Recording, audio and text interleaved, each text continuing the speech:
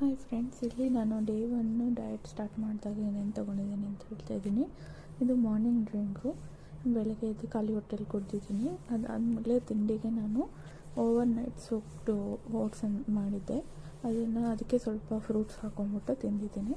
Breakfast ಆದಮೇಲೆ ಮತ್ತು ನಾನು ಮಿಡ್ ಮಾರ್ನಿಂಗ್ ಸ್ನ್ಯಾಕ್ ಅಂತ ತೊಗೊಂಡಿದ್ದೀನಿ. ಅದು ನಟ್ಸ್ ಆ್ಯಂಡ್ ಸೀಡ್ಸ್ದು ಮಿಕ್ಸ್ ಅದು. ಅದಾದಮೇಲೆ ಊಟಕ್ಕೆ ನಾನು ರೆಡ್ ರೈಸು, ಸ್ವಲ್ಪ ಕುಕುಂಬರು, ಸಾಂಬಾರು ಮತ್ತು ಸ್ವಲ್ಪ ಮೊಸರು ತೊಗೊಂಡಿದ್ದೀನಿ. ಇದಿಷ್ಟು ನಾನು ಲಂಚಿಗೆ ತೊಗೊಂಡಿರೋದು.